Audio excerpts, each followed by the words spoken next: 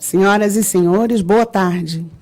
É com satisfação que damos início à segunda parte do seminário Inovação, Resíduos, Energias Renováveis e Complementares.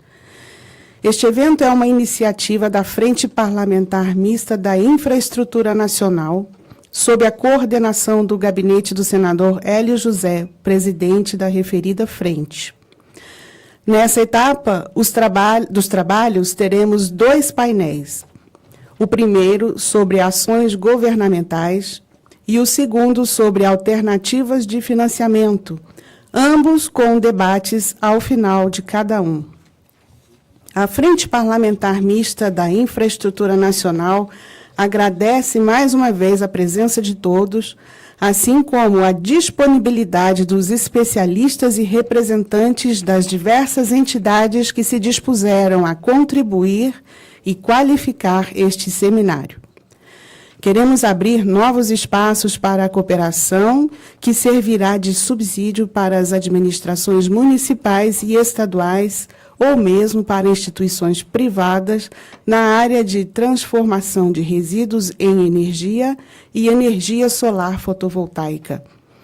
Informamos a todos os presentes que esse evento está sendo transmitido ao vivo por meio do portal do Interleges, que é o www.interleges.leg.br, e que abrimos um canal de participação para que os que nos assistem pela internet possam mandar suas sugestões e perguntas pelo e-mail frenteinfra@gmail.com.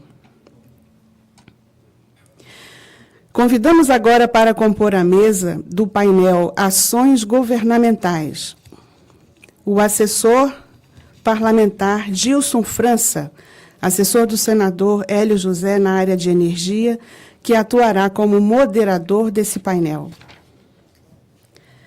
O ilustríssimo senhor Sérgio Cotrim, representante do Ministério das Cidades. A ilustríssima senhora Zilda Veloso, representante do Ministério do Meio Ambiente. O ilustríssimo senhor Gilberto Rolauer, representante do Ministério das Minas e Energia.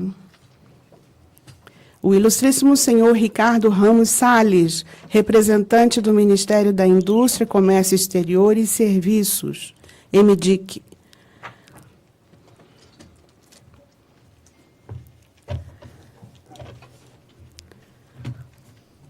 Nesse momento, tem a palavra o assessor Gilson França. Boa tarde a todos. Prazer enorme tê-los aqui, companheiros dos ministérios. E, sem mais delongas, vamos começar. Eu posso escolher? Gilberto quer começar? É um prazer. A gente pode começar. Então, é com muito prazer que eu passo a palavra para o meu colega do Ministério de Minas e Energia. Trabalhei no Ministério, fomos colegas lá de... Passei 10 anos no Ministério. E então a palavra é sua, Gilberto. Boas-vindas para você. Bom, obrigado a todos. Em especial, é muito bacana encontrar, ver caras amigas. Gilson, é um prazer revê-lo, né? Vou tentar aqui andar. Me informaram que eu tenho 12 minutos, né, mais ou menos, alguma coisa assim. Então, eu vou andar passando um pouco. Tem uma apresentação, será?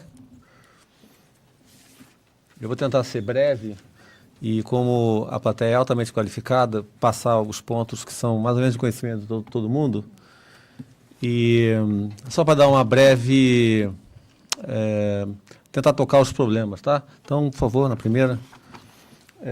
Com relação às políticas energéticas, essa é um slide que tende a mostrar mais ou menos os compromissos que o Ministério tem com relação às políticas e objetivos da energia e, em geral, a gente coloca em todas as apresentações, mas foca na segurança do abastecimento, na universalização tarifária e também nas questões socioambientais e desenvolvimento das energias. Então, nossa.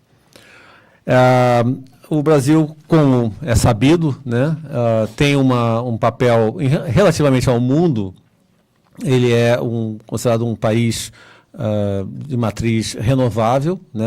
Essa aí é a matriz energética, a comparação. O ano 2015 ele é escolhido porque, em geral, a gente tem 2 anos de delay para a atualização dos dados do mundo, né? Esses dados são da IEA. Então, aqui você pode ver o mundo em 2015 e o Brasil em 2015. As renováveis no mundo, em geral, orbitam na matriz energética na ordem de 14%, e o Brasil, em geral, orbita na ordem de 40%. 2015 foi um ano ruim, né, por causa da hidrologia, mas ele orbita, aqui está 41,2%, mas, em geral, orbita na ordem de 45% e tal. As projeções que a gente tem até 2050 indicam que o Brasil vai continuar renovável nessa ordem de 45%, 46%. A matriz energética, né? Ou seja, incluindo tudo, calor de processo, transporte, a produção de energia.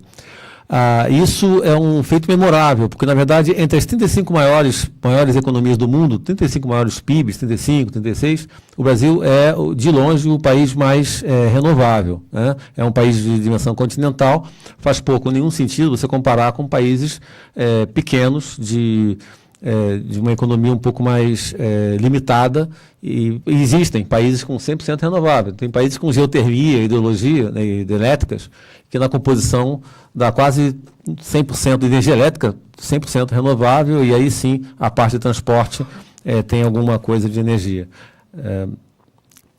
Essa aí, vocês podem observar, os senhores, a matriz elétrica, de novo, uma comparação em 2015 do mundo e Brasil, e nessa aí, em especial, aí eu costumo dizer que o Brasil é o primeiro aluno da classe, né?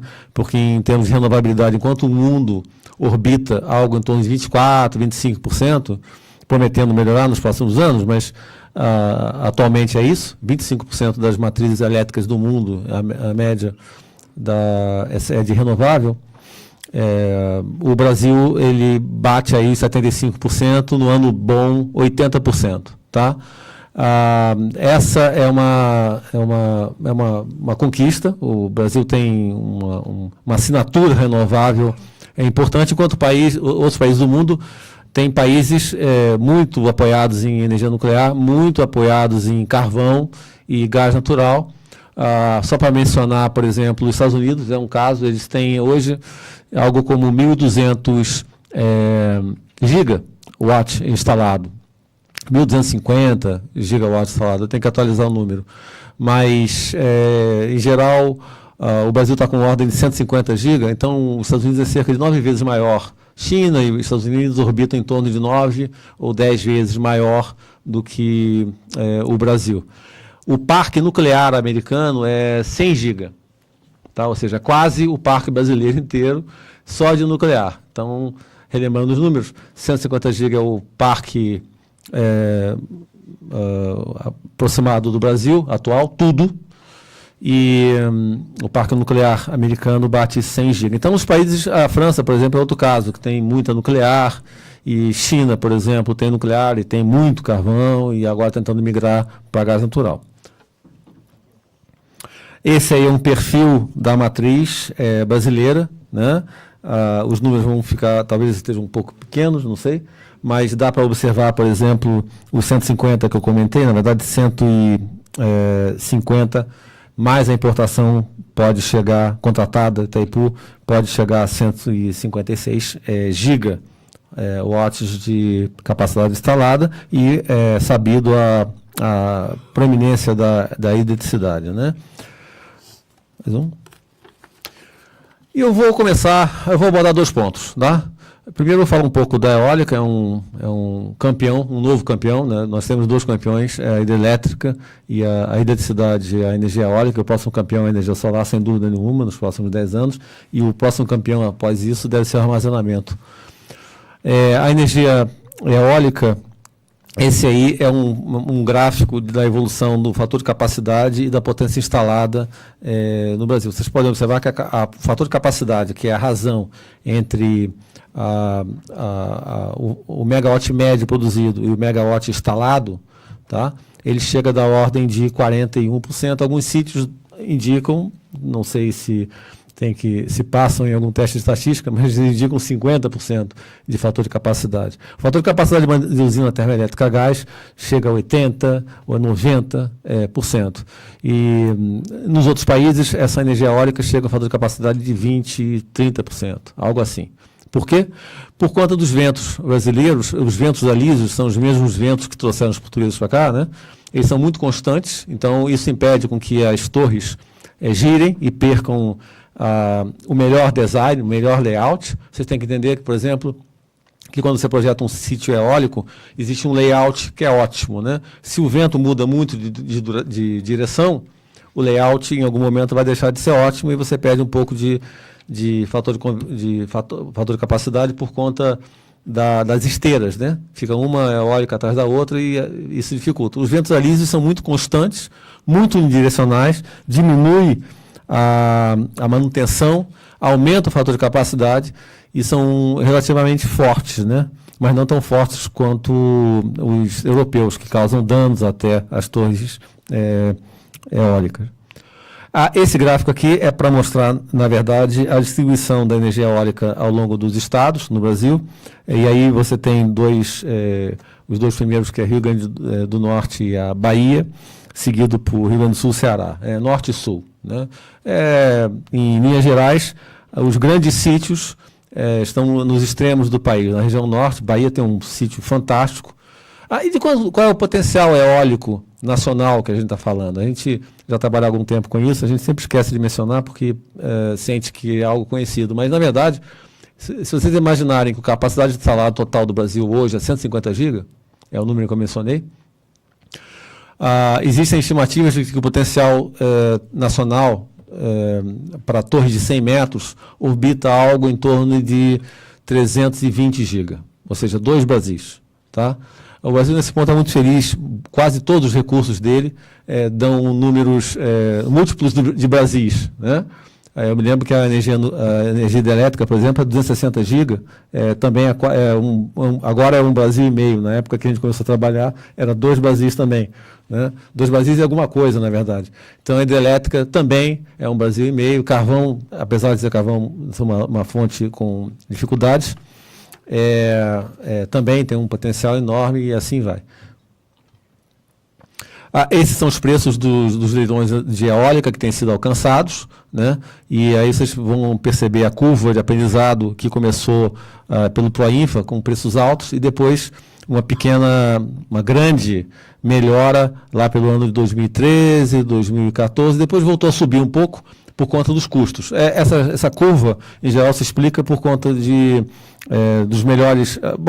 houve importação, né, de prateleira de algumas eólicas, os custos eram baixos naquela época, e os melhores sítios saíram também naquela época, né? E depois, algumas mudanças regulatórias fizeram com que os preços subissem ligeiramente, né? E o custo da mão de obra também, isso também é normal. Uma das mudanças regulatórias que eu atuei pessoalmente foi o fator de confiabilidade, que até o ano de 2009, eu acho, era P50, né? E depois alterou para P90, né? A probabilidade de 90%. Aumentou um pouco a confiabilidade. Aumenta a confiabilidade, o custo cresce um pouquinho. Mas os custos são, comparativamente ao mundo, a curva em verde está em dólar, vocês vão observar aí uns $53. Quer dizer, é imbatível, né? É um custo fenomenal. Agora, nesse slide, a evolução da matriz de oferta segundo o PDE 2024. O PDE 2024 está sendo atualizado, o PDE 2026 já está pronto, tá? Ele vai ser posto em consulta pública e aprovado. Tá? Eu tenho já um pequeno relance do 2026, né?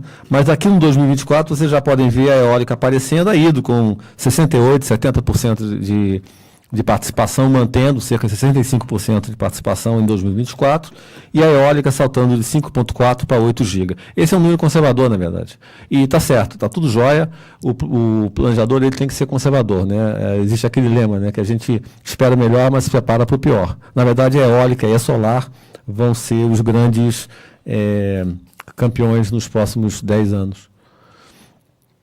Essa é a capacidade instalada agora de novo, mas embaixo em vermelho vocês vão ver já o que eu lhe prometi. Eu prometi um pequeno spoiler do PDA 2026. Então, o PDA 2026 está apontando algo como uma 26, algo como entre 24 e 26 GB de eólica instalada. Tá? Então, enquanto que solar vai ficar entre 8 e 10 GB. Né? Algo oscilando em 12% da participação e capacidade instalada. Né? Esse é o que já está contratado, então vocês podem ver aqui em operação está cerca de 10 GB, em construção cerca de 4, está atualizado até maio de 2017, muito recente. Em construção 3,7 GB, iniciando construção 3,9 e a contratar para 2024 5,9, compondo esse 24 GB que a gente mencionou. Com relação à energia eólica no mundo, esse é um gráfico em que mostra o fator de capacidade que eu tinha mencionado. No mundo é em torno de 25%. Aqui, como eu coloquei, é em torno, em média, de 43%, alguns sítios dando os fatores de capacidade que desafiam a própria imaginação. Dá vontade de pegar um carro e ir lá e você checar, porque são quase inacreditáveis, tá? São realmente fatores de capacidade muito altos. Esse é um gráfico sobre a geração eólica por países, e aí, nesse caso, a gente não é o primeiro aluno da classe. Na verdade, a energia eólica está nascendo um pouco aqui no Brasil, ele agora está tomando rumo. Os Estados Unidos e a China, sempre os dois, mantém a liderança na geração de energia eólica, mas logo a gente vai começar a mostrar um pouco mais de valor nesse ranking. Mas eles desenvolveram de fato mais cedo. Agora, um ponto, antes de, já caminhando para o final, com relação à Política Nacional de Resíduos Sólidos. Né? Foram 2 pontos que a gente decidiu apontar. Bom, ele tem uma história, eu botei a parte legal, que se remete já à Constituição de 88, mas eu acho que a parte mais importante, talvez, seja no próximo slide, em 2010, com a Lei 12.305, em que institui a Política Nacional de Resíduos Sólidos, o PNRS, e com ele o SINIR, que é o Sistema Nacional de Informações de Recursos Sólidos. Né? A partir daí você tem uma tomada de direção ao resíduo sólido. No que interessa ao setor de energia, nos interessa mais o potencial energético, né? Então, com as externalidades que são conhecidas. Esse pequeno diagrama aí mostra mais ou menos as utilidades, né? As destinações do resíduo sólido urbano, né? E a ideia aqui é perguntar, será que a gente não consegue poupar energia, tanto evitando na reciclagem, tá? Quando você faz a reciclagem, você poupa energia na medida que você não tem que, por exemplo, no caso do alumínio, refazer, né, o processo do alumínio. Você pode promover a reciclagem poupando energia.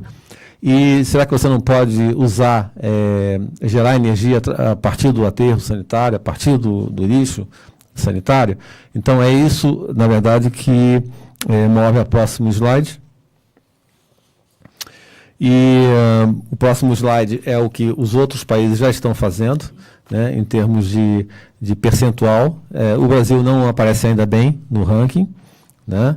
A boa parte do resíduo sólido urbano, 90% dele no Brasil vai para aterro sanitário, enquanto que países como Holanda, você vê uma reciclagem já de 39%, recuperação energética de 42%. O Brasil, em termos de recuperação energética, quase nada. Né? Se houver, deve ser algum ponto isolado que nem aparece aqui na minha tabela. Né? Então, esse é um fato a corrigir no futuro, nas ações. Eu até queria comentar no último slide, que já é o próximo, o que pode acontecer, talvez um debate. Né? A França, por exemplo, tem um perfil de recuperação energética parecido com a Holanda. Em geral, afora os Estados Unidos e a Austrália, e claro, sempre um ponto fora da curva, que é o Japão, eles mantêm, em geral, da ordem de 40% de reciclagem, de recuperação energética. Tá? Então, esse é o número médio, né? Os Estados Unidos é um número baixo e o Japão é um número 78%, né? Algo sempre impressionante. E aí, próximo slide. O potencial. O potencial calculado, isso é uma nota técnica da EPE de 2014, né? O potencial técnico de aproveitamento em termos de energia, aí você tem que diferenciar dois potenciais, né? O primeiro é o de geração mesmo, bruta, de geração de energia elétrica, seja por aterro, seja por queima direta. E o segundo é de energia conservada por conta da reciclagem, né? Quando você faz reciclagem, como eu comentei, você evita algum novo processo que usaria mais energia elétrica. Então, quais são os números? Os números, se for possível observar nessa tabela, essa tabela aqui, ela tenta mais ou menos condensar todos os números, né? Mas em termos de energia conservada, a gente tem algo como 19, o número total, né? Para digestão anaeróbica acelerada, que é biogás, né, em geral, 20 milhões de TEPs, e a incineração cerca de 6 milhões de TEPs. O que é isso? É mais ou menos 10% da oferta interna de energia. Tá? Se a gente pensar que a gente está com 200 e alguma coisa, 250 milhões de TEPs, algo como 10% da oferta interna de energia. Então, esse é mais ou menos o potencial que você espera. E aí tem dois comentários. A energia eólica. Qual é a ação governamental? Que a gente pode abrir para debate aqui. Hoje a energia eólica é extremamente competitiva. Na época que a gente começou a trabalhar, o Gilson estava lá, não era, e a gente confinava a cabeça quando falava de energia eólica, porque era muito caro, e para a infra, de fato, foi muito caro, né? Hoje é um campeão, né? É um cavalo alazão que anda sozinho, e às vezes não espera a gente, né? Ele vai sozinho e o governo fica para trás. Então, qual é a ação governamental? Hoje, sendo uma geração competitiva, a gente, na verdade, promove os leilões e promove a correta inserção na matriz. Se deixar a matriz elétrica brasileira fica totalmente eólica, só que isso não traduz-se em confiabilidade. A parte elétrica é outra questão. Mas, se a depender dos preços, eles dominam. A hidrelétrica e a eólica vão dominar isso. Então, hoje, a ação governamental, o braço, ele é muito competitivo. Tinha um embaixador lá do Itamaraty, usava uma frase que eu gostava muito, né?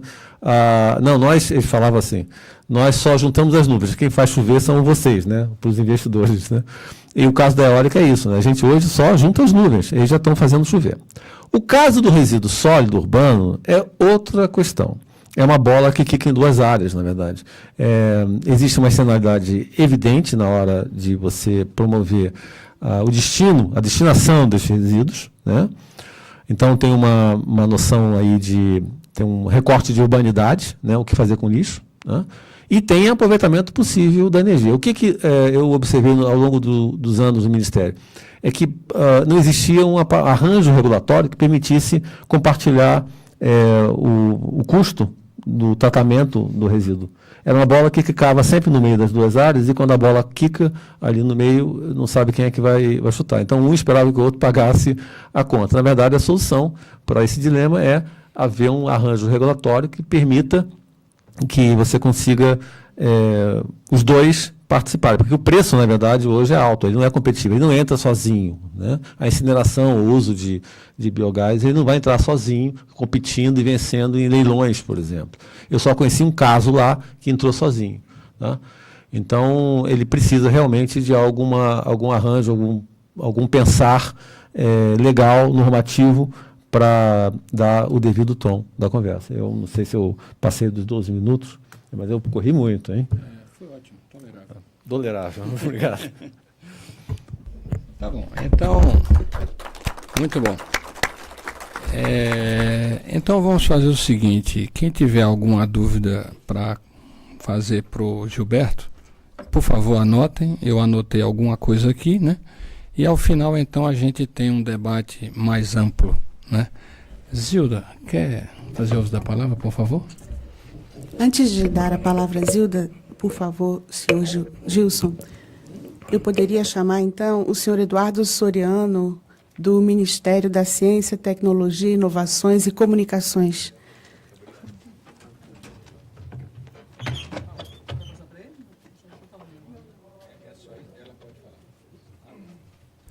houve um pequeno desentendimento aqui.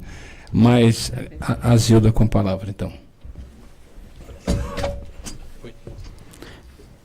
Boa tarde a todos. Muito obrigado, Gilson, pela oportunidade. Agradeço também ao senador Hélio José e à frente mista aí da infraestrutura pela oportunidade de hoje a gente debater um tema que para nós é muito importante. O Gilberto já deu aí uma introduzida, eu vou... Só separei alguns slides muito simples para a gente poder refletir um pouco sobre o panorama da política. O próximo, por favor. Isso. Então, a gente tem uma lei, né, de 2 de agosto de 2010. Essa daí é a situação, a gente pontua aqui a situação que havia anterior à lei. 80% dos municípios dispondo seus resíduos em lixões a céu aberto, e é exatamente por causa disso que essa lei está integrada à Política Nacional de Meio Ambiente, para tentar reduzir o impacto sobre o meio ambiente e promover a circulação da matéria-prima. A inexistência da responsabilidade compartilhada. A lei ser publicada, nós tínhamos uma... Você me avisa, tá, Gilson? Eu ia ligar o cronômetro, esqueci. Mas você me avisa. A lei, ao ser publicada, eu tinha algumas iniciativas que falavam sobre responsabilidade compartilhada, uma lei relacionada a embalagens de agrotóxicos, 3 resoluções do CONAMA sobre óleos lubrificantes, pneus e pilhas e baterias, e não tinha mais nada sobre esse assunto. Então, ela trouxe a responsabilidade encadeada e compartilhada pelo ciclo de vida dos produtos. E, principalmente, o retorno do resíduo à cadeia produtiva na forma da logística reversa. Não havia uma visão integrada, ela veio também na esteira, o Cotrim vai falar depois sobre a política de saneamentos, mas a política de saneamento trata só do resíduo sólido urbano.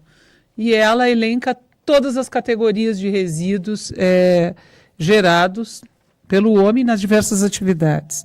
A ausência de um marco legal que disciplinasse o tema e o não reconhecimento do potencial econômico. Então, a lei traz a possibilidade de aproveitamento econômico do lixo. Está caindo aqui, mas acho que agora eu parei de brigar. O aproveitamento, o potencial econômico do lixo, a inclusão dos catadores. E ela é uma lei que traz... Pode passar o próximo, por favor? O próximo é uma figura, mas a gente...